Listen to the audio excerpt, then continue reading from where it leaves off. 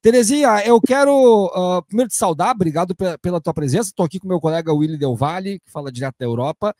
E eu queria primeiramente saudar, agradecer por estar mais uma vez à disposição do Diário do Centro do Mundo. E queria, antes de qualquer pergunta, que tu nos atualizasse quais são as últimas notícias, porque a gente tem, por exemplo, já a notícia de um desaparecido. Que foi, inclusive, compartilhado pelo deputado Glauber e foi noticiado no site do Cafezinho. Tem um brasileiro que está desaparecido. Como é que nós estamos agora? Tem mais notícias? Tem. São dois desaparecidos, o João Aguiar, que é do nosso núcleo, e o Miguel Castro. O Miguel Castro estava no Catalina. Catalina consta como um dos barcos interceptados. O Mykonos, que é o barco do João, ele chegou muito próximo de Gaza e provavelmente foi interceptado ali. E esse é o problema, porque o pessoal que foi interceptado em alto mar foi um tipo de abordagem. E a gente está com muito medo do que tipo de abordagem foi feita, porque a gente não tem notícia. Então, eu estou fazendo suposições. Qual que é a novidade? A gente teve uma reunião agora à tarde, alguns familiares e parlamentares com o ministro Mauro Vieira, e soubemos o seguinte: eles estão, Israel alega que, por estar no Yom Kippur, no dia do perdão, que eu acho isso um cinismo incrível, você mata um monte de mulher grávida, de criança, mas você vai pedir perdão. Você para o seu país para pedir perdão.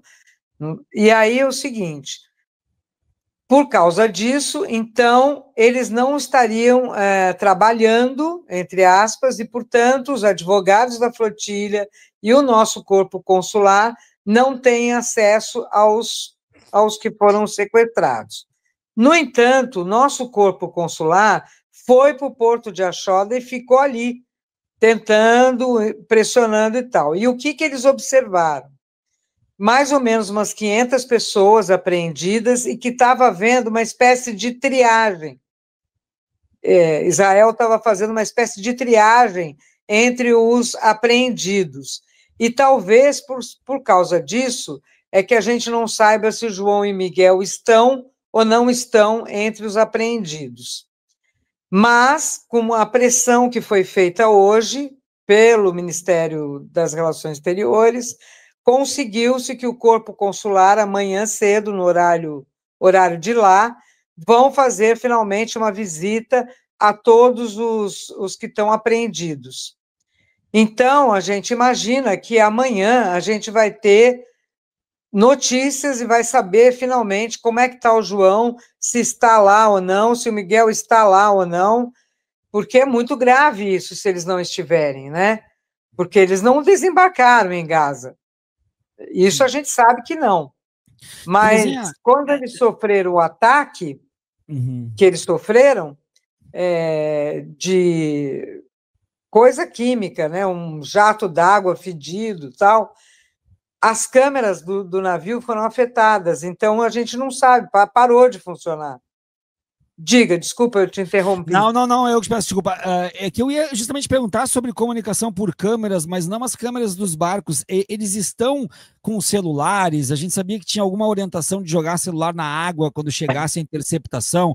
Vocês têm notícias de gente que já tenha conseguido usar de novo o celular? Porque eu tentei contato com o Mansur Peixoto, que está em um dos barcos, e não consegui mais. Já tem 48 horas, eu acho que eu não consigo falar com o Mansur.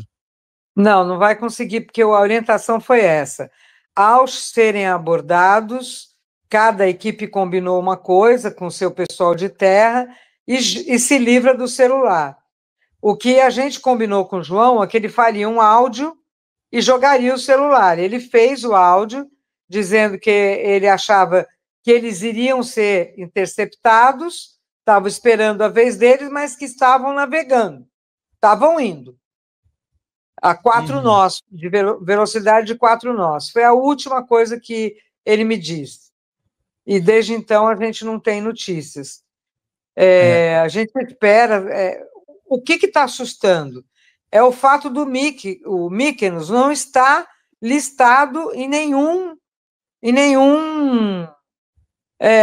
lista, não está listado por Israel como apreendido, entendeu?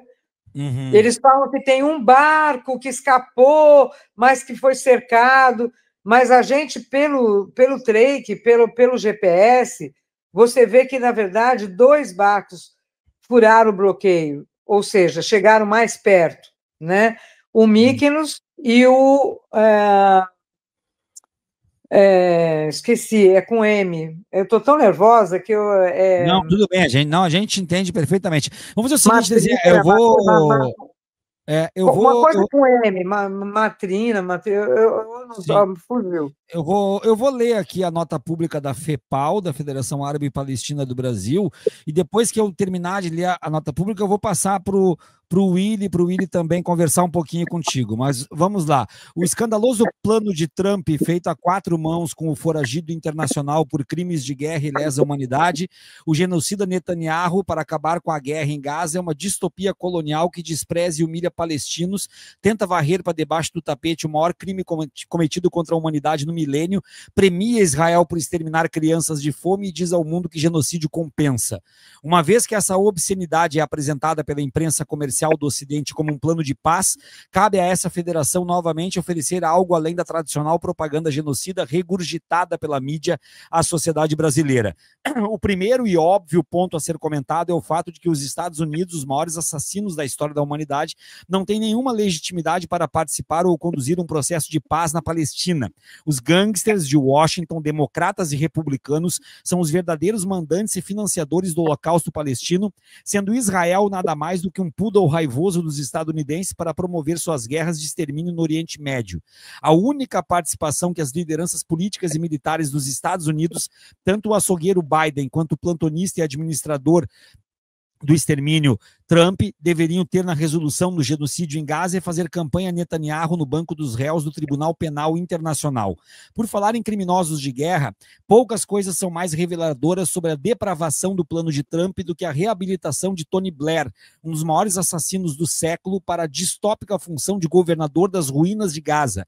Nem o mais criativo dos roteiristas de uma ficção científica poderia imaginar o retorno do açougueiro de Bagdá no papel de príncipe regente da paisagem pós-apocalíptica de Gaza. Por outro lado, realmente é difícil pensar em outros candidatos tão qualificados e de rebaixamento moral tão subterrâneo que poderiam aceitar tal função. Ao invés de oferecer uma perspectiva real para uma solução política justa e duradoura para a questão palestina, o plano de Trump aprofunda a ocupação ilegal da Palestina, mantém Gaza sob o bloqueio genocidário israelense, restando aos palestinos passarem as próximas décadas tentando retirar seus familiares dos escombros sob uma administração de fome e condições subhumanas. Um insulto às premissas mais elementares do direito internacional e do senso mais básico de humanidade. Trump se coloca como soberano de Gaza não para realizar sua vulgar e egóica ambição por um Nobel da Paz ou necessariamente construir uma Riviera no enclave palestino, mas para supervisionar o apagamento de provas do genocídio, blindar Israel e os perpetradores da maior matança proporcional da história de responderem pelo Holocausto palestino nos tribunais internacionais e conduzir o processo de despalestinização de Gaza e de toda a Palestina histórica, este objetivo original do projeto sionista do Rio ao Mar. Em última análise, Trump está premiando Israel pelo uso da fome como arma de guerra, um crime de lesa humanidade, e abrindo um precedente histórico macabro e perturbador. Cometer genocídio, aniquilar uma sociedade inteira e matar crianças de fome compensa. Afinal, o que há para negociar sobre a perspectiva palestina? O que é oferecido ao povo palestino na costura desse acordo, do qual nenhum palestino tomou parte ou foi consultado? Capitulação ou extermínio total? Os dispositivos do tal plano não dão conta nem de resolver questões urgentes como o fluxo de ajuda humanitária pela fome há 2 anos, que dirá oferecer garantias reais de que Israel não retomará a orgia genocidária em Gaza quando der na telha ou permitir a reconstrução do enclave palestino. O plano soterra qualquer prognóstico de uma resolução para a questão palestina nos termos do que é consenso na comunidade internacional. Mais do que isso, prepara as bases para a nova etapa do Holocausto palestino. Por fim, ao contrário do que diz a propaganda sionista papagaiada na imprensa comercial, não está nas mãos do Hamas e do conjunto de forças palestinas aceitar ou não a imoral proposta de Trump e de Israel, mas sim ao mundo confirmar se permitirá que a chantagem do extermínio de pessoas pela fome seja transformada em moeda de negociação, que a aniquilação da vida seja tornada instrumento de diplomacia e que genocídio, o crime dos crimes, compensa. Palestina livre a partir do Brasil, 2 de outubro de 2025, 78º ano da Nakba. Assina a nota a FEPAL Palestina, Federação Árabe Palestina do Brasil. Essa nota fortíssima